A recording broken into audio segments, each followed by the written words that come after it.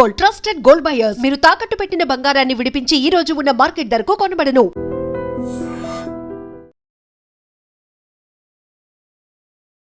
నమస్కారం, welcome to I dream. ధర్మ మార్గం విత్ విజిత కార్యక్రమానికి స్వాగతం.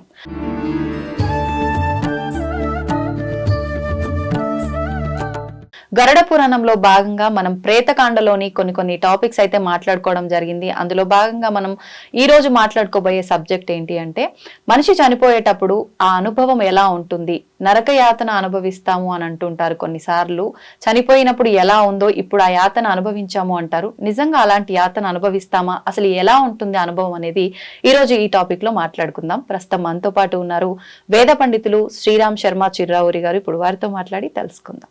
నమస్తే అండి. జై శ్రీరామ్. సాధారణంగా బ్రతికున్నప్పుడే చావు అంచుల్లాగా పోయొచ్చండ్ర, నరక యాతన అనుభవించాను, ఇంకా చావు ఎలా ఉంటుందో నాకు తెలిసిపోయింది అని చెప్పి జీవంతో ఉన్నప్పుడు మాట్లాడుకుంటూ ఉంటాం. కానీ నిజంగా మనం ఆ జీవాన్ని వదిలిపెట్టేటప్పుడు అనుభవం అనేది ఎలా ఉంటుందో తెలియజేయండి. ఏముంది ప్రత్యేకించి గరుడ పురాణంలో దీని గురించి?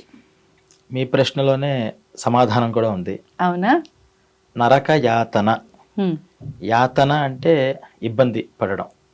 మామూలుగా చాలా యాతనలు పడి అని మనం మాట్లాడుతుంటాం. అంటే ఎన్నో ఇబ్బందులు పడి, ఈ ఇబ్బందులు పడడానికి గాను ఒక శరీరం కావాలి. ఇక్కడ మరణించాడు, మరణించిన తర్వాత ఈ శరీరం ఇక్కడే ఉంది.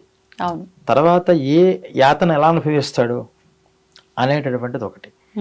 రెండోది, ఇక్కడ మరణించే సమయంలో ఆ జీవి యొక్క స్థితి ఎలా ఉంటుంది అనేటటువంటిది మన ప్రశ్నకి గరుడ పురాణంలో చెప్తూ, జనరల్గా అసలు మరణం అందరికీ ఒక రకంగా ఉండదు. ఒకళ్ళకి చాలా ఇబ్బందికరంగా ఉంటుంది, ఒకళ్ళకి కొంచెం ఇబ్బందికరంగా ఉంటుంది, ఒకళ్ళకి అసలు ఇబ్బందిగానే ఉండదు, సుఖమరణంగా ఉంటుంది. ఏంటి తేడా అంటే, ఈ జీవనం, ఈ జన్మ ఇచ్చిన తర్వాత దాన్ని మనం ఎలా యూటిలైజ్ చేశాం అనే దాన్ని బట్టి మరణం అనేది మన చేతుల్లో అలా ఉంటుంది అన్నారు. అందుకనే పుణ్యస్య ఫలమిచ్చంతి పుణ్యం నేచ్చంతి మానవః నా పాప ఫలమిచ్చంతి పాపం కుర్వంతి యత్నతః అని చెప్తారు. అంటే ప్రతి ఒక్కళ్ళకి పుణ్యం యొక్క ఫలం కావాలి. అంటే పుణ్యం యొక్క ఫలం ఏంటి? భోగము, సుఖము, ఆనందము, ఇవన్నీ అవన్నీ చాలా కావాలి. కానీ పుణ్యం చేయడానికి మాత్రం ఎవరు ఇష్టపడరట. మన సంపాదించడానికి ఇష్టపడరు, ప్రతిఫలం కావాలి, శ్రమ మాత్రం ఎడదు. కానీ పాపఫలం ఎవ్వరూ కోరుకోరు. దుఃఖంగా ఉండాలి, బాధలు పడాలి అంటే. కానీ ప్రయత్నం చేసి మరి పాపాన్ని చేస్తూ ఉంటారు మానవులు అని చెప్పారు. ఇలా ఈ పుణ్య పాపాల యొక్క తూకం బట్టి ఆ మరణం అనేది వస్తుంది అన్నారు. అంటే ఎలా గమనించవచ్చు దీన్ని అంటే, ప్రాణోత్క్రమణం. ఉత్క్రమణం అంటే లోపల నుంచి ప్రాణాన్ని బయటికి తీయడం. ప్రాణం కూడా మరి మనతో పాటు ఇంతకాలం మరి జర్నీ చేసింది కదా, అది ప్రాణం మనము అని మనం ఫీల్ అయిపోయాం. అందుకని ఆ ప్రాణం కూడా ఏంటంటే ఎక్కడో ఒకరు దాక్కుందామని శరీరంలో ఉన్నటువంటి అన్ని అవయవాల్లోనూ దాక్కుంటుంది. బయటికి రావడానికి అసలు ఒక బట్టను ఒప్పుకోదు. కానీ ఈ పాప పుణ్య ఫలితాలు బట్టి ఆ మృత్యువు అనేది సర్టైన్ టైంకి ఇలా డిసైడ్ అయిపోయి మనిషికి ఉంటుంది. ఇక్కడ మనకి ప్రశ్న ఏంటంటే, మృత్యువు ఫస్ట్ డిసైడ్ అయిపోతే ఇక్కడ పలానా సమయంలో ఇది వెళ్ళాలి, చెందాలి అని మరి చాలామంది మన ఆశీస్సులు 100 సంవత్సరాలు బ్రతుకు ఇలాగా ఆశీస్సులు ఇస్తుంటారు. మరి ఈ ఆశీస్సుల ఫలితం అంతా ఏమవుతుంది అని కూడా మనకి ఒక సందేహం వస్తుంది. అంటే ఫర్ ఎగ్జాంపుల్ 120 years పూర్ణ ఆయుష్ అని చెప్పారు. 120 సంవత్సరాలు పూర్ణాయుష్షు అంటే ఆ సంవత్సరాల్లో మనం ఇక్కడ బ్రతకడానికి భగవంతుడు మనల్ని డిసైడ్ చేసి 120 years ఇతను భూమి మీద ఉండి ఏం చేయాలి అంటే, అంతకుమునుపు సంవత్సరాలలో, అంతమునుపు జన్మలలో ఈ మనిషి సంపాదించిన పుణ్యము లేక పాపాన్ని అనుభవించడానికే వస్తాడు ఇక్కడికి. ఇన్స్టాంట్ పుణ్యాన్ని అనుభవించడం కోసం ఇక్కడికి రావట్లా. చేసిన పుణ్యాన్ని, చేసిన పాపాన్ని ఇంత మనం ఫస్ట్ ఇంట్రడక్షన్ లో మాట్లాడుకున్నాం. ఆల్రెడీ నరకలోకంలోనో స్వర్గలోకంలోనో వెళ్ళిన తర్వాత అంత పుణ్యము పాపం అనుభవించేస్తే ఇక్కడ మళ్ళీ అనుభవించడానికి ఏముంటుంది అంటే, అక్కడ కూడా టైం లిమిట్ ఉంటుంది అని మనం మాట్లాడుకున్న ఈ విషయాన్ని. నరకంలో కూడా ఇక్కడ మనకు ఎలాగైతే 120 సంవత్సరాలు ఇస్తున్నారో అక్కడ కూడా ఒక సర్టైన్ టైం లిమిట్ ఉంటుంది. ఆ టైం లిమిట్లో అనుభవించేంత పాపం అనుభవించి మిగతాది అది క్యారీ ఫార్వర్డ్ చేసుకుని ఇక్కడికి వస్తాడు. ఇక్కడ మళ్ళీ మనం కొత్త యాడాన్స్ నడుస్తూ ఉంటాయి పుణ్యపాపాల్లో. కొన్ని ఇక్కడ చేసినవి ఏంటంటే కొన్ని కర్మలు ఇన్స్టెంట్గా పుణ్యాన్ని ఇన్స్టెంట్గా పాపాన్ని ఇక్కడే ఇచ్చేస్తుంటాయి. కానీ అన్నీ అలా ఇవ్వవు. మళ్ళీ ఇది ఆ క్యారీ బ్యాగ్లో పడుతుంటుంది, మళ్ళీ ట్రావెల్ అవుతుంది. అయితే మనం ఏదైతే ఒక పుణ్యము పాపం అనే 2 బ్యాగ్స్ని తెచ్చుకుని ఇక్కడ అనుభవిద్దామని వచ్చామో దీన్ని బేస్ చేసుకుని ఇంత ఆయుష్ వీడికి ఇలా ఉండాలి, ఇలా జరగాలి అని మొత్తం ఫిక్స్ చేసి డౌన్లోడ్ అయ్యాం. అయిన తర్వాత మనం చేసే చిన్న చిన్న తప్పిదాలు ఉంటాయి, చేయకూడని పనులు ఉంటూ ఉంటాయి. అయితే మనం దానికి కూడా మనం ఇవన్నీ ఇంట్రడక్షన్ చెప్పుకున్నాం. ఇవన్నీ విషయాలు కూడా ప్రతినిత్యం చేసేటప్పుడు ఆదివారం చేయకూడని పనులు చేస్తూ ఉండడం, తలస్నానాలు, నూనెతో వాడిన వస్తువులు, మధుమాంసాలు సేవించడం, ఈ గోళ్ళు కత్తిరించిన దగ్గర, జుట్టు కత్తిరించుకునే దగ్గర మనకు తెలియకుండా కొన్ని నిమిషాల ఆయుష్, రోజుల ఆయుష్ ఇదంతా మనం కోల్పోతూ ఉంటాం ఇవన్నీ చేయడం వల్ల. ఆ కోల్పోవడం వల్ల ఏమవుతుంది, 120 years ఆయుష్ మనకి ఇచ్చినా మనం దాన్ని మైనస్లోకి తీసుకెళ్ళిపోతున్నాం. భగవంతుడు అప్పుడు ఇచ్చిన ఆయుష్లో మనం కోల్పోతే ఆయన ఏం చేస్తాడు దాన్ని? కొంతమంది ఏం చేస్తారు, మరి ఆశీర్వచనాలు ఏం చేస్తాయంటే అలా కోల్పోయిన ఆయుష్ను మళ్ళీ పెంచుతాయి. తప్పితే దాన్ని మహామృత్యు అంటారు. ఆ మహామృత్యు అంటే 120 years అంటే 120 years, 121 కూడా వెళ్ళడానికి ఆస్కారం లేదు. ఇంకా ఎంత ఆశీర్వచనాలు చేసినా సాక్షాత్తు పరమాత్మ వచ్చినా. మరి కొంతమంది 500 సంవత్సరాలు ఇట్లా అంటే వాళ్ళ ఆయుష్ అంతవరకు ఉండొచ్చు. అంటే పూర్ణాయుష్ కన్నా నేను అంటుంది పూర్ణాయుష్ 120 years అని ఒక మనిషికి ఉంటే అంటే ఆయుష్. ఇంకా ఒకరికి 1000 years అని ఉంటే 1000 years ఉంటుంది. ఇది ఒక రూలు. అయితే ఈ రూల్ని అతిక్రమించి కూడా ఉన్న వాళ్ళు ఉన్నారు, వాళ్ళు యోగులు. వాళ్ళకి అంటే ఈ రూల్స్ అన్నీ ఎవరికి, ఈ క్యారీ ఫార్వర్డ్ చేసుకుంటూ పుణ్యపాపాలకి బద్ధులైన వాళ్ళకి, అంటే పుణ్యపాపాన్ని అనుభవించడానికి వచ్చిన వాళ్ళకి. ఎప్పుడైతే పుణ్యము పాపము రెండూ కూడా మొత్తం నశింప చేసుకుని రెండూ కూడా పరమాత్మకి ఇచ్చేసి దేనికి అంటి ముట్టనట్టు జీవనం చేస్తున్నారు, అంటే తామరాకు మీద నీటి బొట్టులాగా వ్యవహారం చేసేటటువంటి యోగులు ఎవరైతే ఉంటారో వాళ్ళకి వాళ్ళ జన్మలు కర్మలు అన్నీ వాళ్ళ అధీనంలో ఉంటాయి. వాళ్ళు ఎన్ని సంవత్సరాలు ఉండాలి అంటే అన్ని సంవత్సరాలు ఉంటారు, ఎప్పుడు మరణించాలంటే అప్పుడు మరణిస్తారు, ఎలా పుట్టాలి అనుకుంటే అలా పుడతారు, ఎక్కడ పుట్టాలి అనుకుంటే అక్కడ కూడా పుడుతుంటారు. అందుకని వాళ్ళ చేతిలోనే అంత వాళ్ళ, ఎందుకంటే కర్మకి వాళ్ళు బద్ధులు కాలేదు. ఎక్కడ రాగద్వేషాలు లేవు, ఈర్ష్యాసూయలు లేవు, పుణ్యము పాపము ఏమీ లేవు, అంతా క్లియర్. వాళ్ళు ఎందుకు అంటే లోకాన్ని క్షేమంగా ఉంచడం కోసం మాత్రమే వాళ్ళు ఆయా కర్మలు జన్మలు తీసుకుంటూ ఉంటారు. మనం ఎందుకు బ్రతుకుతున్నాం అంటే నా కోసం, నా కుటుంబం కోసం, నా ఇష్టం కోసం అంటాం. కానీ వాళ్ళు ఎందుకు బ్రతుకుతున్నారు అంటే లోకం కోసం వాళ్ళు జీవన చేస్తుంటారు. అందుకనే వాళ్ళని మహానుభావులు అన్నారు. ఇలా ఈ పుణ్య పాప జన్మలలో మరణం అనేటటువంటిది ఎప్పుడు ఆ సర్టైన్ టైంకి ఏదైతే మనకు చెప్పబడిందో అప్పుడు ఖచ్చితంగా వచ్చేస్తుంది. ఆ వచ్చే ఘడియలు ఎలా ఉంటాయి అని మన గరుడ పురాణంలో చెప్తారంటే, శరీరం అంతా ఫస్ట్ పటుత్వాన్ని, అంటే నేను అంటుంది నార్మల్ డెత్, యాక్సిడెంటల్ డెత్ విషయం అది వేరేది. నార్మల్ డెత్ జరిగేవాడికి శరీరం యొక్క పటుత్వం, అంటే దీంట్లో ఉన్నటువంటి బలం అంతా కూడా తగ్గిపోతూ ఉంటుంది, బుద్ధి మందగిస్తూ ఉంటుంది. ఈ సమయంలో యమభటులు ఇంకా అంత్య సమయం వచ్చింది అని తెలిసిన వెంటనే ఇద్దరు వచ్చి పక్కనే కూర్చుంటారు. ఆ ఇద్దరు ఆ మరణిస్తున్న వ్యక్తికి మాత్రమే కనిపిస్తారు అంటుంది. వాళ్ళు ఎలా ఉంటారు అంటే వంకర ముఖాలతో ఎర్రటి కళ్ళు పెట్టుకొని చాలా నల్లగా ఉంటారట. చేతిలో రకరకాల ఆయుధాలు, అవి సమెటల్లాగా, సుత్తిలాగా, బడిసెలాగా, ఖడ్గం, ఇలా ఆయుధాలతో వాళ్ళు ఉంటారు. పాశాన్ని పట్టుకుని వస్తారు. వాళ్ళు ఎలా అంటే పళ్ళు కొరుకుతూ చాలా కోపంగా అసహ్యంగా నీలాంటి పాపాత్ముడిని తీసుకెళ్ళడానికి వచ్చాను నేను అని ఎవరైతే మహాపాపి మరణిస్తాడో వాడి దగ్గరికి వచ్చి చాలా కోపంగా చూస్తారట. అంటే వాళ్ళ యమభటులైనా ఈ పాపిని తీసుకెళ్లాలంటే వాళ్ళకు కూడా చిరాకు, వాళ్ళకి అంత జుగుప్సలా కనిపిస్తుంది. తప్పట్లేదు, మాకేదో డ్యూటీ కాబట్టి వస్తున్నామని వాళ్ళకు ఉన్నటువంటి ఆ ఫ్రస్ట్రేషన్ అంతా కూడా వీడి మీద చూపిస్తుంటారు.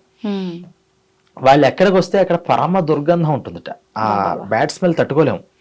ఆ బ్యాడ్ స్మెల్ సమయంలో అసలు వాళ్ళ అరుపులు, వాళ్ళు అరుస్తూ ఉంటారు. ఆ అరుపులు చూసి ఇంకొంచెం భయకంపితులై అప్పటిదాకా భయపెట్టడానికి, ఈ జీవి చూస్తేనే వాళ్ళకి, అంటే పాపిని చూసినా అసహ్యించుకునేంత పరిస్థితుల్లో వాళ్ళు వాళ్ళు ఉంటారు. అంటే ఈ పాప అంత నీచమైన వాడు అని మనం అనుకోవాలి, అంటే మహాపాపాలు చేసిన వాళ్ళు. అలా పాపాలు చేసిన వాళ్ళు వచ్చి వాళ్ళు అక్కడి నుంచి అరుస్తూ ఉంటే ఈ భయానికి ఇంకా నా ప్రాణం పోతోంది అని అర్థమవుతుంది. శరీరం అంతా కూడా ఈ ఊపిరి ఆడని పరిస్థితి అంతా కూడా లోపల శ్లేష్మం అడ్డుపడడం, జఠరాగ్ని లోపల అది మందగించిపోతూ ఉంటుంది. ఆ అగ్ని సక్రమంగా ఉంటే మనం బాగానే ఉంటాం. అది మందగించిపోతున్నప్పుడు శరీరంలో ఉన్నటువంటి మార్పులు, రకరకాల ద్రవాలన్నీ లోపల వస్తూ ఉంటాయి. ఇలా ఉన్న తరుణంలో ఈ ప్రాణం ఏం చేస్తుందంటే, అమ్మ వీళ్ళు వచ్చారు, మనం ఎక్కడో ఒకటి దాక్కోవాలి అని సెల్ఫ్ డిఫెన్స్ జరుగుతూ ఉంటుంది. ఇది ఎక్కడో అక్కడ ఏదో శరీర భాగంలో వేళ్ళు కొనల్లోనూ గోళ్లలోనూ ఎక్కడో ఒకటి దాక్కోవడానికి ప్రయత్నం చేస్తుందట. కానీ వాళ్ళ యమభటులకు ఉన్నటువంటి ఒక విద్య ఏంటంటే, మనిషి శరీరం చూడడంతోనే ఎక్స్రే జరుగుతుంది, ప్రాణం ఎక్కడ ఉందో అక్కడ కరెక్ట్గా పాశం వేసి దాన్ని లాగేయగలుగుతారు. అలా ఈ ప్రాణం తప్పించుకోవడానికి ప్రయత్నం చేస్తుంటే వాళ్ళు ఆ పాశం వేసి దాన్ని యాంకర్ వేసి ఇలా లాగినట్టుగా దాన్ని లాగుతూ ఉంటే, మనం గతంలో చెప్పుకున్నట్టు అప్పుడు ఆ నొప్పిని తట్టుకోలేక ఆ ప్రాణాన్ని బయటికి వస్తున్నప్పుడు విపరీతమైనటువంటి 1000 తేళ్లు కొట్టినటువంటి ఆ నొప్పిని అనుభవిస్తూ ఉంటాడు. ఒక పక్కన ఈ భయంతో ఏదైనా అరుద్దామంటే గొంతేమో పెగలదు. చుట్టుపక్కల ఉన్నటువంటి తల్లి, తండ్రి, బిడ్డ వీళ్ళందరూ కనిపిస్తూ ఉంటారు. వాళ్ళ మీద ఉన్నటువంటి వాంఛలు, ఆ వాత్సల్యం, వదిలేసి వెళ్ళిపోతున్నానే అని చాలా బాధతో తన చేతిలో ఏది లేక అక్కడి నుంచి ఆ ప్రాణాన్ని బయటకి పెట్టేస్తారట. బయటకు లాగిన తర్వాత ఇప్పుడు ఏం చేయాలి అంటే, ఫస్ట్ ఇతన్ని యముడి దగ్గరికి తీసుకెళ్ళాలి. తీసుకెళ్ళడం కోసం మరి శరీరం లేదు కదా, ఈ శరీరం లేదు కాబట్టి అతనికి మనం గతంలో ఇప్పుడు చెప్తున్న కాండ అంతా కూడా ప్రేత కాండ. ఈ ప్రేత అనేటటువంటి ఒక యాతన శరీరాన్ని ఇస్తారు. అందుకనే నరక యాతన, ఈ యాతనలు అనుభవించడానికి ఒక శరీరాన్ని ఇస్తారు. అసలు బయటికి తీసేసిన వాడు ఎంత ఉంటాడో, ఆ యాతనా శరీరం ఎంత ఉంటుంది అంటే కరెక్ట్గా ఎంత ఉంటుంది, అంగుష్టం అంత ఉంటుంది అంతే. ఈ అంగుష్టం అంత ఉన్న శరీరాన్ని తీసుకొచ్చి దాంట్లోకి ఈ జీవిని పెట్టి దాన్ని పాశాలతో కట్టి లాక్కుపోతూ ఉంటారట పైకి. ఈ యాతనా శరీరాన్ని పైకి యమధర్మరాజు దగ్గరికి తీసుకెళ్తూ మధ్యలో అనేక రకాలైనటువంటి భయాలు పెడతారు. నీకు భూమి మీద జన్మ ఇచ్చారు, నువ్వు ఏ రకమైనటువంటి పుణ్యకర్మలు చేయలేదు, పాపకర్మలే చేసుకుంటూ వెళ్ళావు ఇక్కడ, నువ్వు నీకు ముందుంది ముసళ్ళ పండగ అని యముడి దగ్గరికి తీసుకెళ్ళి ఈ పుణ్య పాపాలన్నీ కూడా యముడి దగ్గర విచారణ చేస్తారట. ఇది ఎంతసేపు పడుతుందండి ఇదంతా అంటే 6 గడియలు లేక 4 గడియలు, మినిమం 4 గడియలు లేదా 6 గడియలు. గడియ అంటే 24 minutes, ఓకే, మ్యాక్సిమం 2 hours కూడా ఉండదు అంతే. ఇదంతా కూడా ఈ ప్రాణం వెళ్ళిన తర్వాత టక్మని ఇక్కడి నుంచి అక్కడికి తీసుకెళ్ళి ఈ లోపల ఇవన్నీ చూపిస్తారు. యముడి దగ్గర పలానా శిక్షలు ఇతనికి వేయాలి అని చెప్పడంతోనే తీసుకొచ్చి మళ్ళీ కిందకి తీసుకొస్తారు, భూమిపైకి. మళ్ళీ ఆ యాతనా శరీరంతోనే అతను అక్కడ సంచరిస్తూ ఉంటాడట. దాన్నే మనం ప్రేత అంటాం. అందుకనే అంటే ఈ సమయంలో ఈ భూమి మీద పెట్టేటటువంటి 6 స్థానాలలో పిండ ప్రదానాలు చేయమన్నారు. ఈ కర్మలలో ఒక్కొక్క రోజు చేసేటటువంటి పిండ ప్రదానంతో ఆ యాతనా శరీరం ఉన్నటువంటి ఆ జీవి ఒక్కొక్క రోజు తలకాయ, కాళ్ళు, చేతులు అలా ఒక్కొక్క పిండం వల్ల ఒక్కొక్క అవయవాన్ని పొందుతూ ఈ దశదిన కర్మలలో ఒక 3 శరీరాన్ని పొందుతట. ఈ 3 శరీరం వస్తేనే ఆ పాపకర్మలన్నీ అనుభవించడానికి, నరకలోకంలో శిక్షలు పొందడానికి అతనికి ఒక అర్హత వస్తుంది. ఆ చిన్న యాతనా శరీరంతో అనుభవాన్ని ఇలా జరగబోతోంది అని యమదర్శనం మాత్రమే జరుగుతుంది అని మనకి గరుడ పురాణంలో చెప్తారు. ఇలా ఈ 10 రోజులలో చేసేటటువంటి ఈ కర్మల వల్ల ఇక్కడి నుంచి బయలుదేరి తర్వాత నరకాన్ని అనుభవిస్తారు. ఇప్పుడు ఆ సమయంలో ఈ బంధువులు ఏం చేయాలి అంటే, ఎప్పుడైనా సరే మరణిస్తున్న వ్యక్తికి ఇటువంటి భయాలు, ఇటువంటి బాధలు ఉంటాయనే నామ సంకీర్తనని చేయమన్నారు. చివరి రోజులు వచ్చాయి అంటే ముందర మనం మనం ఏడవకూడదుట. ఎందుకంటే పోయేవాళ్ళు ఏడుస్తుంటే వీళ్ళ బాధ ఇంకా పెరుగుతూ ఉంటుంది. పోయేవాళ్ళ యొక్క బంధువులు యొక్క ఆర్తనాదాలు వీళ్ళకి ఇంకా బాధను తెప్పిస్తాయి. అసలు ఇంకా ఆ యాతనా శరీరం తీసుకెళ్తున్నప్పుడు సూర్యరశ్మి కానీ, ఈ చంద్రుడి యొక్క శీతలత్వం కానీ, రాత్రి పోయిన వాళ్ళకి కానీ ఉదయం పోయిన వాళ్ళకి తీవ్రంగా ఉంటుందట. అంటే ఒంటి మీద నిప్పు పోసేసుకుంటే ఎలా ఉంటుందో వాళ్ళకి అంత తీవ్రమైన మంటతో వాళ్ళు ఉంటూ ఉంటారు.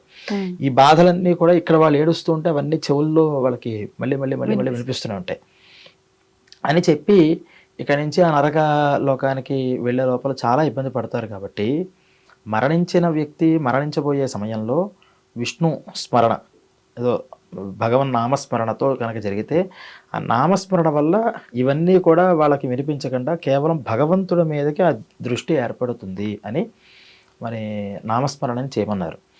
ఇది సహజ మరణం గురించి మనం మాట్లాడుతున్నాం. మళ్ళీ యాక్సిడెంట్లు జరిగితే ఏం చేయాలి, అది కర్మ. సహజ మరణం అనేది ఒక యోగం. ఈ సహజ మరణం దేని మీద డిపెండ్ అయి ఉంటుంది ఈ మరణం అని.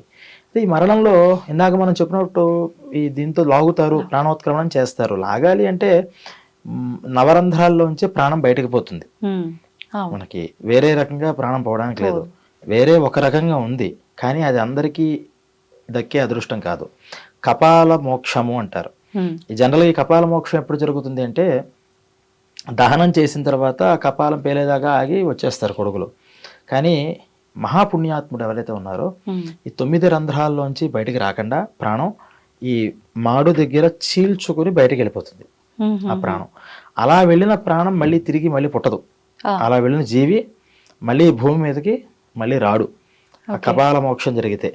అందుకుని సరే అప్పుడు జరగకపోయినా శరీరానికైనా కపాల మోక్షం జరగాలి అని అందరికీ అలా జరగదు కదా.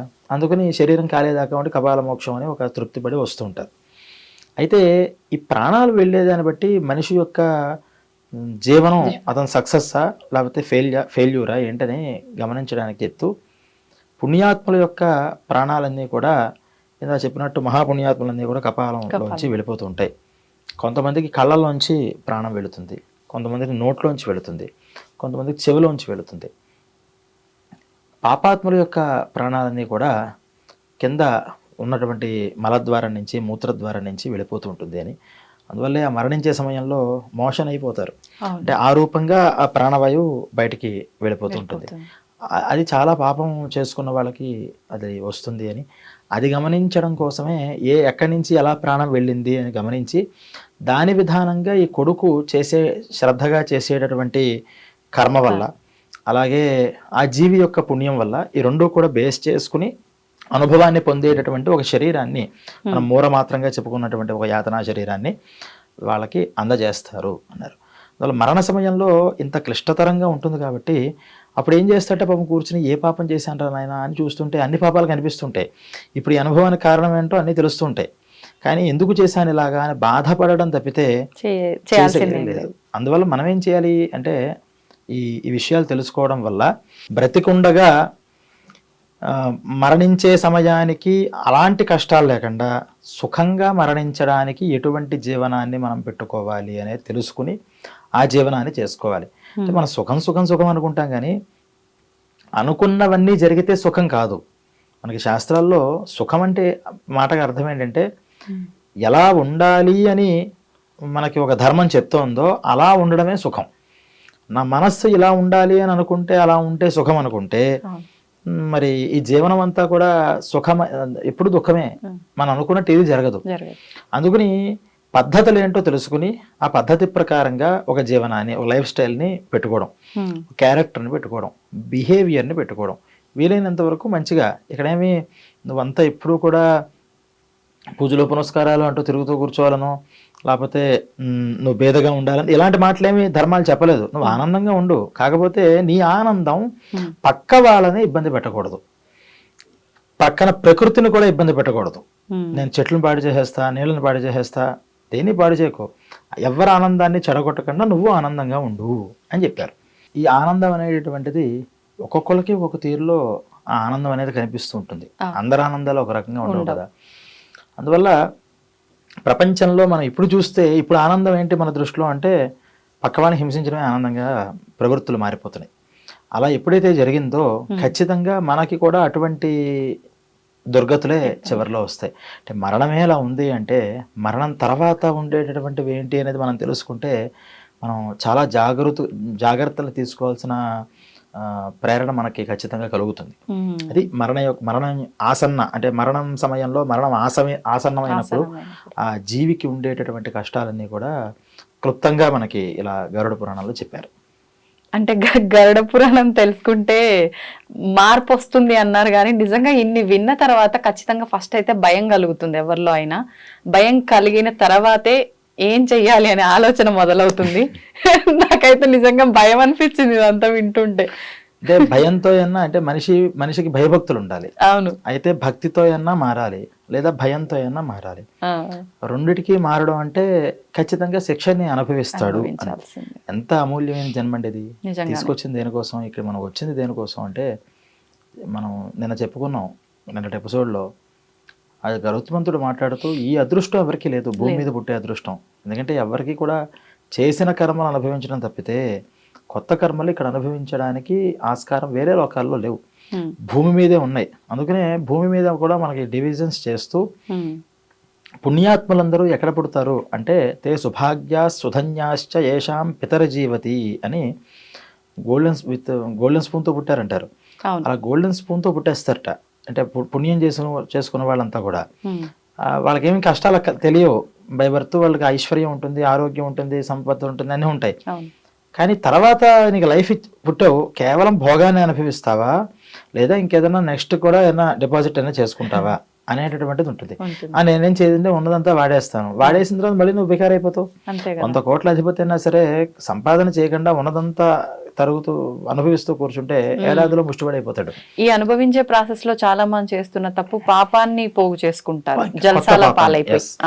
డెఫినెట్ గా కొత్త పాపాలు ఇంకా యాడ్ అవుతాయి, ఉన్నదంతా అరిగిపోతుంది, తర్వాత ఉండదు. అందువల్ల అలాంటి వాళ్ళు ఇక్కడ అంటే 3 రకాలుగా చెప్తే, యక్షుల కింద, కిన్నెరుల కింద, కింపురుషుల కింద ఈ ఎక్కువ పుణ్యం చేసిన వాళ్ళు అలాగా, అంటే కేవలం భోగమే ఇక్కడ, ఇంకా ఏమాత్రమూ దుఃఖం ఉండదు. ఇంకా కొంచెం తక్కువ పాపం ఎక్కువ పుణ్యం చేసిన వాళ్ళేమో ఇలా ఐశ్వర్యవంతులు, అలాగే పెద్ద పెద్ద కుటుంబాలు అంటాం, చాలా పెద్ద కుటుంబాలు, చాలా గొప్ప స్థితిలో అలా వాంటి కుటుంబాల్లో జన్మని ఎత్తుతూ ఉంటారు.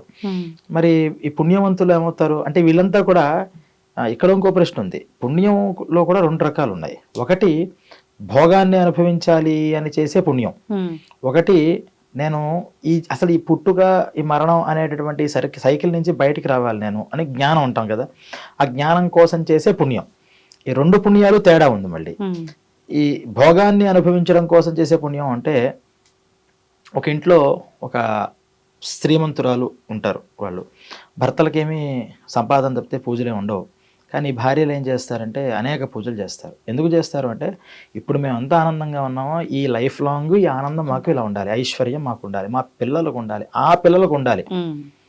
ఇంకొంచెం అప్డేట్ అయిన వాళ్ళు ఏం చేస్తారు, నెక్స్ట్ జన్మలో కూడా మేము ఇలాగే ఉండాలి, మాకు ఇలాంటి జన్మే రావాలి, ఎందుకంటే మేము సౌఖ్యంగా ఉన్నాము అని కోరుకునే పుణ్యం. అంటే వీళ్ళ పుణ్యకర్మ అంతా దేనికోసం ఉంది, సుఖం, భోగాన్ని అనుభవించడం కోసం ఉంది. అది తప్ప అంటే కాదు, అదొక రకమైన మైండ్ సెట్. ఇంకో రకమైన పుణ్యాత్ములు ఏం చేస్తారు, వాళ్ళు ఏ పుణ్యం కర్మ చేస్తున్నా ఈ పుణ్యకర్మ యొక్క ప్రభావం మాకు ఇంకో జన్మ లేకుండా చేయాలి, జన్మరాహిత్యాన్ని తీసుకుని రావాలి.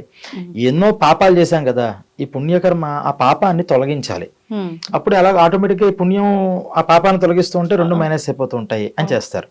ఇప్పుడు భగవంతుడు ఎంత వైచిత్రి ఉందంటే భగవంతుడికి, ఇప్పుడు ఇందాక ఫస్ట్ కేటగిరీ పీపుల్ ఎవరైతే భోగం కోసం పుణ్యం చేస్తున్నారో వాళ్ళని ఇలా ధనవంతులు, శ్రీమంతులు, ఒక పలుకుబడి ఉన్న వాళ్ళ కుటుంబాల్లో పుట్టిస్తారట. మరి వీళ్ళు పుణ్యమే చేశారు కదా, మరి వీళ్ళు అలా పుడతారా అంటే పుట్టారు. వీళ్ళు ఎలా పుడతారు అంటే, సాత్విక జీవనం, దైవపరంగా ఆలోచనలు చేసుకుంటూ, ఓ దైవారాధన, క్షేత్రాలు, తీర్థాలు అక్కడక్కడ ఉండేలాగా, ఎల్లప్పుడూ అంటే ఉదయం లేచినప్పటి నుంచి రాత్రి దాకా వేరే అవకేషన్ లేకుండా దేవుడితోనే కాంటాక్ట్ అయ్యేటటువంటి జన్మలు, అలా ఈ పుణ్యాత్మలు పుట్టిస్తారట. వీళ్ళకేమో డబ్బు ఉండదు. మరి డబ్బే సుఖం అంటే కాదు, పుణ్యం ఇచ్చేది డబ్బేనా అంటే కాదు. వీడు ఈ దృష్టితో ఉన్నాడు కాబట్టి వాడికి అది కావాల్సిన జన్మని ఇస్తాడు, వాళ్ళు ఆ దృష్టితో ఉన్నారు కాబట్టి ఆ జన్మని వాళ్ళకి ఇస్తూ ఉంటారు. ఇలా పుణ్య పాపాలను రెండింటిని ఇస్తారు. అంటే మనం ఇవన్నీ తెలుసుకోవడం వల్ల ఏమవుతుంది అంటే, ఇలా ఈ రకంగా మనకు ఉంది కాబట్టి అసలు మనం ఏ కేటగిరీకి చెందిన వాళ్ళం, అసలు మన గోల్ ఏంటి, మనం ఇప్పుడు వచ్చిన తర్వాత మనం చేయాల్సింది ఏంటి, ఈ అవకాశం మళ్ళీ ఇంకోసారి వస్తుందా అంటే రాదు. ఒకసారి రావడమే కష్టం. ఇది ఎన్నో జన్మలు ఎత్తితేనే లభిస్తుంది మానవ జన్మ. ఇది మనం సక్రమంగా యూటిలైజ్ చేసుకో, అనుభవించు. తప్పుగా అంటే సుఖం అన్ని అనుభవించడానికి రకరకాల, ప్రతి దగ్గర గుడ్ ఆర్ బ్యాడ్ ఉంటుంది కదా, అవును. ప్రతి దగ్గర ప్రతి విషయంలోనూ ఉంటుంది. ఆహారాన్ని స్వీకరించే దగ్గర నుంచి, ఒక సినిమాని చూసే దగ్గర నుంచి, లేదా ఒక గేమ్ ఆడే దగ్గర నుంచి, ప్రతి దగ్గర కూడా గుడ్ వేలో వెళ్ళి నీ సుఖాన్ని అనుభవించు. బ్యాడ్ వేలో బాగా అలవాటు పడిపోయింది మనసు, నాకు అలా వెళ్ళాలనిపిస్తుంది అంటే దాన్ని కంట్రోల్ చేసుకో. కంట్రోలింగ్ అనేది ఇప్పుడు అసలు మనకి మన పిల్లల దగ్గర నుంచి మనం నేర్పించట్లా. అడిగితే అడిగినట్టు దాన్ని చేయడం. పూర్వం అడిగిన దాన్ని మంచి అయితే చేసేవారు, లేకపోతే ససేమిరా కాదని చెప్పేవారు. మరి ఇప్పుడు మనం ఎంతమంది పిల్లలకి నో అని చెప్పగలుగుతున్నాం? లేదు, నో అనే పదమే లేదు. వాళ్ళు ఏం అడిగితే నేను చేయడం, అంతా వాళ్ళ సుఖం చేయడం. ఇంకా మనం మన స్వార్థానికి వాళ్ళకే ముందుగా ఇది చేస్తే ఇది ఇస్తారా నీకు, పాస్ అయ్యావంటే ఇది కొనిస్తారా నీకు, మనం లంచాలు అలవాటు చేస్తున్నాం. అంటే రాను రాను ఈ కలియుగం యొక్క పరిస్థితి పుట్టుక నుంచి, పెంపకం నుంచి అన్ని దానికి అనుగుణంగా మారినప్పుడు అసలు పుణ్యం గురించి, పాపం గురించి ఇప్పుడు చెప్తే ఎవరు వినే పరిస్థితిలో ఉంది? అంటే అసలు వినే పరిస్థితే లేదు. కానీ అంత మాత్రాన్ని ఇది అబద్ధమా అంటే మనకు కనిపిస్తోందిగా, ప్రతి విషయంలోనూ మనం అనుభవిస్తున్నాం. ప్రతి విషయంలోనూ అంటే ప్రతి యాక్షన్కి రియాక్షన్ ఉంటుంది అనే విషయం అందరూ ఒప్పుకోవాల్సిందే. మరి మనం చేస్తున్న ఈ పాపం అనే యాక్షన్కి రియాక్షన్ ఎలా ఉంటుంది? ఎక్కడ అనుభవిస్తామండి అంత అంటే, ఇక్కడ అన్ని అనుభవిస్తే ఆల్రెడీ చేసిన దాని అనుభవం ఎక్కడిది?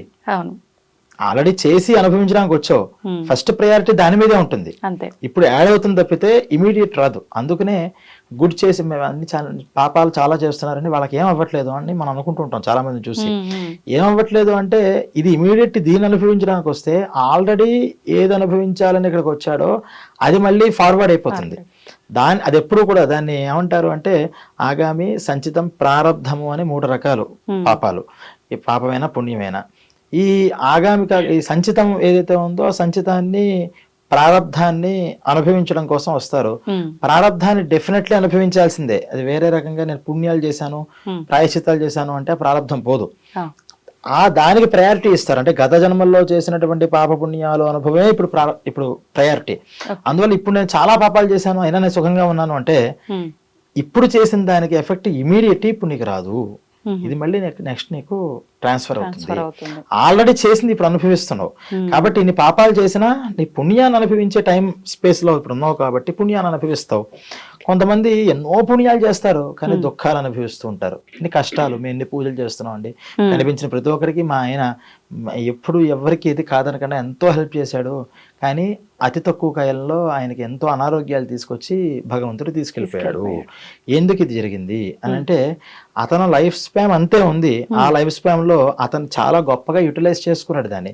అంటే ఇన్ని పుణ్యాలు మనకు కనిపిస్తున్నాయి కదా, మనకు కనిపించే ఇన్ని పుణ్యాలు కూడా ఆయన ఆ లైఫ్ స్పాన్ లో చేసేసాడు. అంటే నెక్స్ట్ జన్మకి మళ్ళీ యాడ్ చేసేసుకుని వెళ్ళిపోయాడు. కాకపోతే మనకు అది బాధగా ఉంటుంది, సగంలో వెళ్ళిపోయాడే, ఇన్ని కష్టాలు పడ్డాడే, శరీరంగా కష్టాలు పడ్డాడే అని.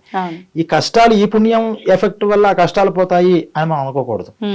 పడాలి అని ఏదైతే ఒక పాపాన్ని తీసుకొచ్చామో ఆ పాపంతో ఆ మరణ సమయంలో ఆ కష్టాలు అనుభవిస్తున్నాడు, అక్కడితో అకౌంట్ క్లోజ్. ఈ కొత్తగా అతను ఎర్న్ చేసిన ఈ పుణ్యం భారీ స్థాయిలో ఉంది కాబట్టి ఖచ్చితంగా అతనికి మళ్ళీ ఉత్తమమైనటువంటి గతులు లభిస్తాయి అని ఈ పాప పుణ్యము అనేటటువంటి ఒక కాన్సెప్ట్ ని బలంగా మన చిన్నప్పటి నుంచి మనకి భారతదేశంలో నాటారు. ఇప్పుడు నాటే పరిస్థితి ఎక్కడ? అసలు అంత నాటే ఫార్మింగ్ చేసే అంత తీరిక మొదటి తల్లిదండ్రులకు ఉందా? లేదు, పిల్లలకు అసలు లేదు. చెప్పినా ఇది చిన్నప్పటి నుంచి రావాల్సిన విషయాలు. ప్రతి దగ్గర కూడా అలా చేయకూడదు, ఇలా చేస్తే ఇది మన పళ్ళు దగ్గర నుంచి కూడా పళ్ళు కడిగి ఇవ్వకూడదు, కడిగి ఇవ్వాలి, ఊరికి అలా ఇవ్వకూడదు, కడగాలి, కడిగి ఇవ్వకపోతే నీకు ఇలా వస్తుంది, ఫలానా దోషం వస్తుంది, ఫలానా దోషం, ప్రతి దగ్గర దోషం చెప్పేవారు. రాత్రిపూట తల దువ్వుకోకూడదు, దువ్వుకుంటే నీకు ఫలానా దోషం. అంటే ఇప్పుడు ఎందుకు చేయాలి, ఎలా ఇది ప్రూవ్ చేయి అనేటటువంటి ఒక క్వశ్చనింగ్ వస్తుంది. అన్నీ మనకి ప్రూవ్ అవ్వవు. ఎందుకు అవ్వవు అంటే ఇన్స్టాంట్ గా ఇప్పుడు కరెంట్ ఇలా ముట్టుకుంటే షాక్ ఇప్పుడే కొడుతుంది తప్పితే అది అది కొన్ని సంవత్సరాల తర్వాత, కొన్ని నెలల తర్వాత కొట్టదు, అది ఇన్స్టాంట్. కానీ ఈ పాప పుణ్యాలు అనే కాన్సెప్ట్ ఏంటంటే ఆల్రెడీ మనం మోసుకొచ్చిన వాటిని అనుభవించే తరుణంలో ఉన్నాం. అదే డౌన్లోడ్ అవుతూ ఉంటుంది. కొత్తగా యాడ్ అయిందేమో యాడ్ అవుతుంది. కొన్ని సివియర్ పాపాలు ఉంటాయి, కొన్ని అంటే ఎలా చెప్పాలి అంటే ఒక సర్పం, దేవతా సర్పం, చాలా గొప్ప సర్పం అది. ఆ సర్పాన్ని మనం చంపేసాం. ఆ చంపిన యొక్క తీవ్రత అంటే ఇంటెన్షన్ దాన్ని చంపావా, లేకపోతే ఏదో ప్రమాదవశాలు చంపావా, సరే చంపుతుంటే ఒక దెబ్బ ఏంటారు అన్నవా అనే దాన్ని బేస్ చేసుకుని ఆ పాపం అనేది ఒక తీవ్రతరంగా వస్తుంది. తీవ్రతరంగా వచ్చినప్పుడు ఈ పాపం కొన్ని లక్షల జన్మలు వెళ్ళాలన్నా సరిపోదు. కొన్ని లక్షల జన్మలు మనం ఎత్తినా ఈ పాపమే అనుభవించాలి, అంత సివియర్గా ఉంది ఆ పాపం. అప్పుడు ఏమవుతుంది, మనం ఒక బాటిల్లో నీళ్ళు పోసి ఇంకా ఇంకా ఇంకా ఇంకా నీళ్ళు పోసేస్తుంటే బాటిల్లోంచి అది పక్కకి బయటకు వచ్చి ఆ పక్కకి ఎలాగైతే పడుతుందో, ఈ వంశంలో మనం చేసిన ఈ పాపం కూడా మనకే కాకుండా వంశంలో ఉన్నటువంటి వాళ్ళందరికీ సంక్రమిస్తూ ఉంటుంది. అది సంక్రాంతి దోషం అంటారు. వంశపారంపరంగా వస్తుంది మీకు దోషం అంటాం కదా, అదే తీవ్రంగా చేసేసారు. అంటే వాళ్ళు అనుభవించాలంటే ఎన్ని జన్మలైనా సరిపోదు. అటువంటిది అందరూ షేర్ చేసుకుంటారు. రక్తమాంసాలు, ఆస్తులు ఎలాగైతే కింద వాళ్ళు షేర్ చేసుకుంటున్నారో అటువంటి పాపాన్ని షేర్ చేసుకోవడానికి పెడతారు. అయినా సరే ఇప్పుడు మరి ఇందాక చెప్పినట్టు కింద వాళ్ళకే వెళుతోంది అంటే ఈ జన్మలో కూడా కొన్ని అనుభవించాల్సి వస్తుంది. అలా కొన్ని అనుభవాలు ఆ పాపం వల్ల కొన్ని వస్తాయి. తప్పితే నేను అలా ఏదో సర్ప చేశానండి, నాకు పిల్లలు లేకుండా పోయారు, అలా పిల్లలు సడన్గా అర్ధాంతరంగా పోయాడు అనుకుంటాడు. దానికి ఇది మాత్రమే కాదు, ఇది కూడా దాంట్లో చిన్న దోషం. కానీ దానివల్ల వచ్చే పరిణామాలు చాలా ఇంకా తర్వాత జన్మలో అనుభవించాల్సి ఉంది. మరి వీటి అన్నిటికీ ఎలా పోతుంది, అది కూడా ఈ మానవ జన్మలోనే. అంటే ఆ పాపాన్ని పోగొట్టుకుంటే మార్గాన్ని కూడా ఇక్కడే చూపించారు. పాపాన్ని పోగొట్టుకోవాలంటే ముందర అహంకారం, అందుకనే లైఫ్ స్టైల్ మారాలి అని చెప్పిన కారణం ఏంటంటే అహంకారం లేని వాడికి పాపాలు అంటాం. అహంకారం వల్లే పాపాలన్నీ కూడా మన దగ్గరికి చేరుతూ ఉంటాయి. పుణ్యమైనా దానివల్లే చేరుతుంది, పాపమైనా దానివల్ల చేరుతుంది. అందుకని చాలా వినమ్రతతో వినయం అనేటటువంటిది ఫస్ట్ బేసిక్ క్వాలిఫికేషన్స్. ఈ బేసిక్ క్వాలిఫికేషన్స్ వల్ల ఈ అహం నేను చేస్తున్నాను, నా వల్ల జరుగుతోంది అనేటటువంటి ఇంటెన్షన్ మైండ్లోంచి పోతే పాపం కానీ పుణ్యం కానీ రెండు తనకే అంటావు. అలా ఇక్కడ జీవించగలగాలి తెలివిగా. తప్పితే నేను ఏదైనా అన్ని పుణ్యాలే చేస్తానంటే దానికి చెప్తారు ఎన్ని రకాల పాపాలు అంటే, కూర తరిగితే కూడా దానివల్ల చాలా జీవహింస జరుగుతుంది. పొయ్యి వెలిగిస్తాం, ఆ బ్యాక్టీరియా ఉంటుంది, అది అంటుకుపోతుంది, అది పాపమే. ఇల్లు ఊడ్చేటప్పుడు ఎన్ని జీవరాశులు పోతాయి మన కంటికి కనిపించినవి. పాపం చేయకుండా ఏ మనిషి మాట్లాడితే పాపం. అందుకనే కొన్ని మతాల వాళ్ళు మూతికి గుడ్డ అడ్డు పెట్టుకుని కూడా మాట్లాడుతూ ఉంటారు. కానీ ఇలా మాట్లాడుతూ ఉంటే కొన్ని జీవరాశుల మధ్యలో ఉన్నవి చచ్చిపోతూ ఉంటాయి. అంటే ఇంత జీవహింసే, మరి దీనివల్ల పాపం రావట్లేదా? అందులో ఈ అల్ప పాపాలు అంటే నువ్వు బ్రతకడానికి, నువ్వు ఒక పుణ్యకర్మ చేయడానికి చిన్న వాటికి ఇక్కడే ప్రాయశ్చిత్తం అవుతాయి. అంటే మనం ఈ ఇంటెన్షనల్లీ మనం దీన్ని చంపుదామని మాట్లాడతా. మనం ఒక నా జన్మని నేను సార్థకత్వం చేసుకోవడం కోసం నేను జీవించాలంటే మరి నేను భోజనం చేయాలి కదా. అందుకుని నేను భోజనం చేస్తున్నాను. అందుకని ఈ దోషాలు ఏవైతే ఉంటాయో ఇటువంటి దోషాలన్నీ కూడా భగవంతుడా నాకు అంటకుండా చెయ్యి అని మన భగవంతుని శరణాగతి భావంతో అడిగామో మనకు అహంకారం దూరమైంది. ఎప్పుడైతే అహంకారం దూరమైందో పాపం మనకు అంటదు ఫస్ట్. తర్వాత దాంట్లో ఉన్నటువంటి కొంత భాగాన్ని బయట మనకి ఈ చిన్న చిన్న క్రిములు కీటకాలకి పెట్టమన్నారు, భూతబలి అని. అవి పెట్టడం వల్ల ఏమవుతుందంటే మనకి తెలియని చేసిన ఈ పాపం మనకు కావాలని చంపట్లేదు, మన జీవనం కోసం చేయాల్సి వస్తుంది. జీవనంలో భాగంగా నేను అది కూడా చేయడంలో కూర్చుంటానంటే మన శరీరాన్ని మనం చేసుకుంటే అది కూడా పాపమే. ఇన్ని పాపాలు మరి ఏ పాపం నుంచి తప్పించుకోగలుగుతాం? తప్పించుకోలేం. కాబట్టి ఇటువంటి పాపాలని పోగొట్టుకోవడానికి ఒక లైఫ్ స్టైల్ పెట్టి ప్రతిదీ కూడా దేవుడికి నివేదన చేయి ఫస్ట్. తర్వాత ఆహారాన్ని కొంచెం మనం అందుకనే అన్నం తింటున్నప్పుడు చివరిలో మొత్తం ఒక గింజ కూడా మెతుకు కూడా మిగలకుండా తినేయకూడదు అంటారు. కొంత భాగాన్ని వదలాలి, ఎక్కువ పడేయకూడదు. జస్ట్ ఇంత ఒక చిన్న ముద్దైనా పక్కకు పెట్టాలి. ఆ పెట్టినటువంటివి వేస్టేజ్ రూపంగా బయటకు వెళ్ళినప్పుడు చిన్న చిన్న క్రిములు కీటకాలు అవి తినడం వల్ల ఇక్కడ పాపం అక్కడ పుణ్యం కింద లెవెల్ అవుతూ ఉంటుంది. అలాగే కనీసం మన రోజులో మనం సంపాదించే డబ్బులో ₹1 తినే అన్నంలో ఒక ముద్ద ఆకలిగా ఉన్న వాళ్ళకి, అవసరంతో ఉన్న వాళ్ళకి పెట్టాలి. దానివల్ల లైఫ్ స్టైల్లో ఎప్పుడైతే మార్పు వచ్చిందో చాలా సాఫ్ట్గా జీవిస్తాడు, కావాలని ఎవరిని పెట్టడు. ఎప్పుడైనా పొరపాటున జరిగింది అనుకోండి, మనం కూడా అంతే కదా, ఆఫీస్లో చాలా ఒబీడియన్సీగా చాలా నిబద్ధతతో చేసే ఒక ఉద్యోగస్తురాలు ఉంటుంది. ఎప్పుడో పొరపాటున చిన్న తప్పిదం జరుగుతుంది, దాన్ని కన్సిడర్ చేస్తారా? కానీ ఇంకోళ్ళు ఉంటారు, ఎప్పుడు కూడా అసలు కేర్లెస్, ఒక డిసిప్లిన్ ఉండదు, ఇంకోటి ఉండదు. తను చేసేటటువంటి ప్రతి చిన్న పనిని కూడా పరిగణలోకి తీసుకుంటారు. అలా ఇంత లైఫ్ స్టైల్లో చక్కటి బిహేవియర్, చక్కటి మాట తీరు, చక్కటి ఆలోచన సరళి పెట్టుకున్నప్పుడు చిన్న చిన్న పాపాలు కాదు, పెద్ద పెద్ద పాపాలు కూడా చిన్నగా పరిగణించి పక్కకి తీసేస్తారు. భగవంతుడి యొక్క సృష్టి అలా జరిగింది అని గరుడ పురాణంలో మనకు చెప్పారు. మొత్తానికి మొదట్లో భయపెట్టేశారు, తర్వాత అలా జరగకుండా ఉండాలంటే ఇలా ఉండాలి, ఇలా ఉండాలంటే ఇబ్బందే, కానీ ముందు నుంచి ఆచరిస్తే Yes. ఇలా ఉంటుంది. నిజంగా ఎంత చక్కగా వివరించారండి, ఒకదాని తర్వాత ఒకటి. ధన్యవాదాలండి. దీన్ని తవ్వండి, తవ్వుతూనే శివలింగం. పరమాత్మకు జీవా సరే దాన్ని అట్లా కప్పేసేయండి, చూపించదండి. Krishna is there. మూర్తి పూజ కాదు, సాక్షాత్ బ్రజేంద్ర నందన భగవాన్ ఉన్నారు మూర్తిలో. ఏమీ ఆశించకుండా ఆరాధించే వాళ్ళు కూడా ఉన్నారా ప్రభుజీ? నిజమైన భక్తి అంటే మనకు తెలియదు కాబట్టి